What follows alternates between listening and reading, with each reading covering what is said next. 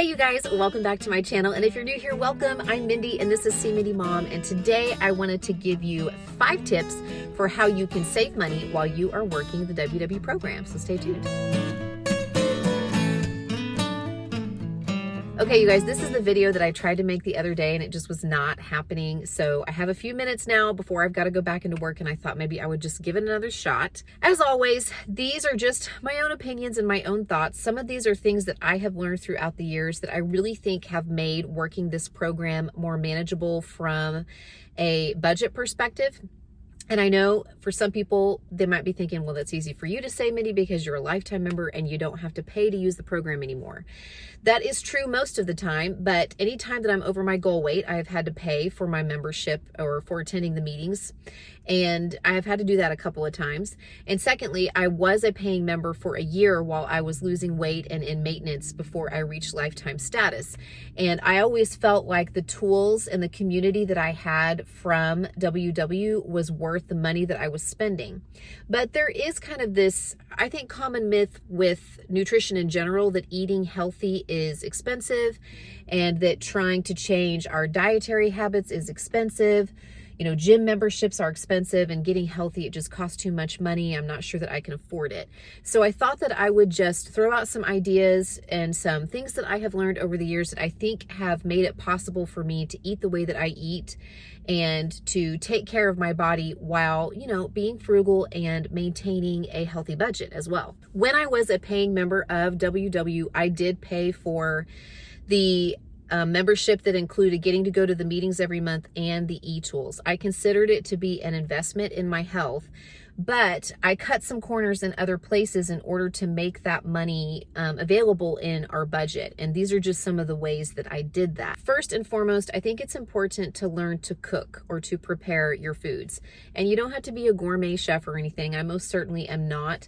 But learning how to prepare our meals at home can be a big cost saver, and it also can be a big boost for our health because now we know what's going into our food, as opposed to sometimes when we pick stuff up or go out, we don't always know what's going into it, you know? Most people would agree that when it comes to eating out versus making our meals at home, the bottom line almost always comes out in our favor where money is concerned whenever we're preparing our meals at home. So if you are a person who is used to eating out for lunch every day, maybe think about meal prepping a couple of lunches, and you don't have to go to eating out every day to never eating out, but maybe just start with 2 or 3 days a week bringing your lunch from home.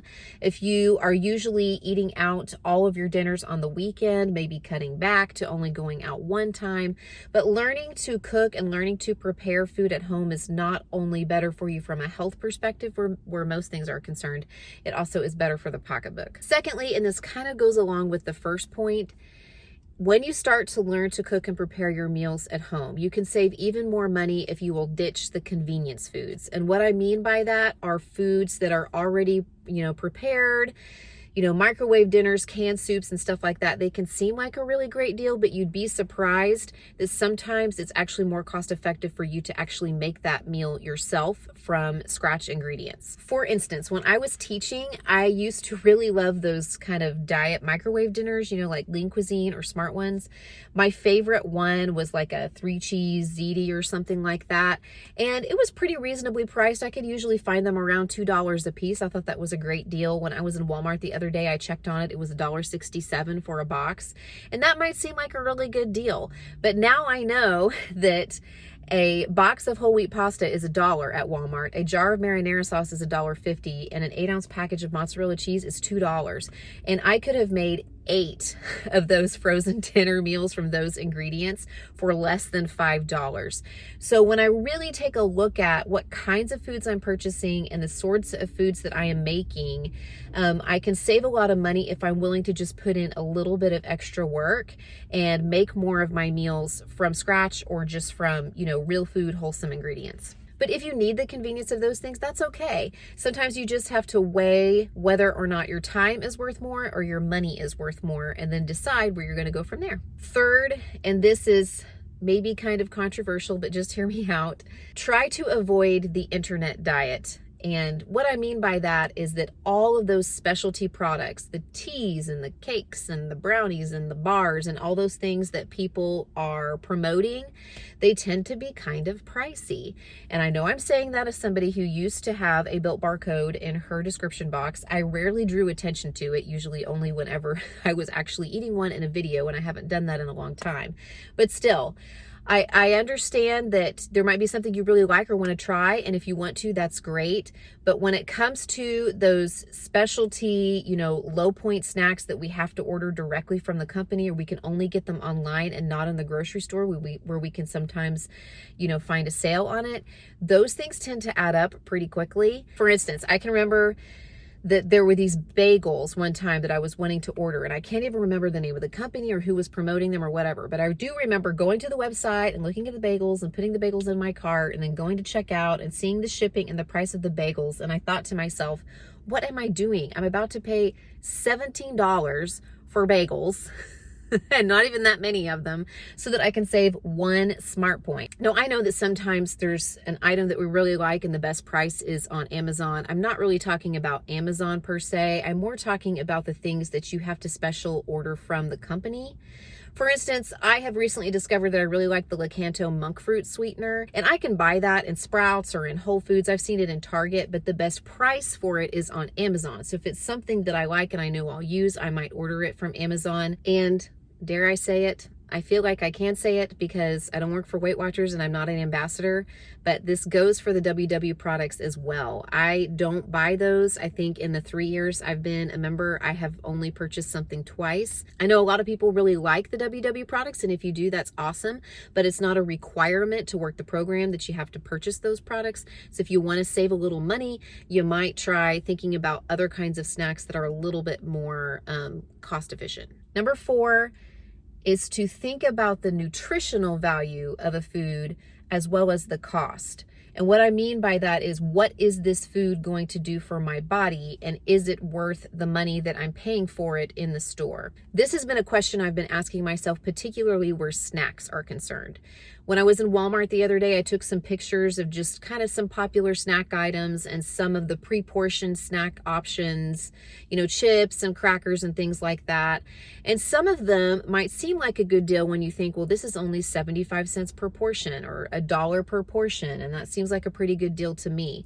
But when I think about what those foods are actually going to do for my body as far as nourishment goes, sometimes they're not providing, a lot of protein or a lot of fiber or a lot of vitamins and minerals. They may be satisfying a craving, which can be important too, but as an everyday staple in my diet, I consider those foods to be pretty expensive for the amount of nutrients and nourishment that they're actually providing for me. So instead of spending $1 each on this package of crackers or chips, I would want to spend that $1 on a piece of fruit and a little bit of cottage cheese, because I think that that's going to do more to nourish my body than the snack items are. So when it comes to how I'm shopping, sometimes I'm not just thinking about the bottom line, where dollars and cents are concerned. I'm also thinking about how good a value is that food for my body. Is it going to fill me up? Is it going to nourish me? Is it going to provide, protein for a recovery from a workout or something like that? Or is it just something that's kind of, empty? Is it something that's just filler? And when I think about that, it helps me sometimes decide where exactly to spend my dollars when I'm grocery shopping. And last, I know that a lot of you guys know this. There are lots of ways where you can exercise for free. Now, some of the usual suspects are, just to lace up your shoes and go out for a little walk. Sometimes I don't even lace up my shoes. I actually have boots on today, but since I'm working in a very large building, I can actually get out in the hallways and walk around some and move some. Now, for some people, maybe that's not accessible. Maybe you're not in a safe area, or maybe you are home with little children or other people that you're caring for. One of the things that I did whenever that was the case, I didn't have a gym membership for 2 years while I was working in this program. I did not have a gym membership. And if I couldn't get outside and walk, I would look up different kinds of exercise and workouts on YouTube, or there were some available on Amazon Prime as well. I could also check out exercise DVDs from my local library. But one of my favorite workouts to do, which was totally free because it was on YouTube, was the Happy Walks from Leslie Sansone. And she has a couple of workouts that are actually up on YouTube. And if they called for weights, I didn't go out and buy any weights. I just went to my pantry and got like some canned goods or a couple bottles of water, and I would like be lifting those while I was doing the walking video. And it may sound cheesy or corny, but it was a way for me to get some movement in without having to budget any extra money for a gym membership, without having to purchase any special equipment. I already had an internet connection and a TV or an iPad that I could play these workouts on. And so it was a way for me to get movement into my day without paying any extra money. I think sometimes I got caught up in the idea that exercise or activity or movement, it had to be this really intentional, go to a different place, pay different money, take a class that's really challenging, in order to count. And whenever I kind of changed my mindset to, it's just about moving my body, and I can do that where I work. I can do that in my home.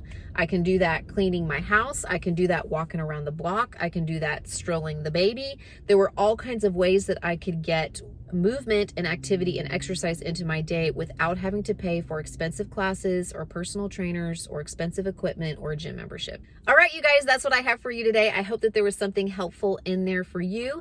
I know that a lot of you probably know all or some of these things, but hopefully there's something in there that gave you some ideas or something to think about.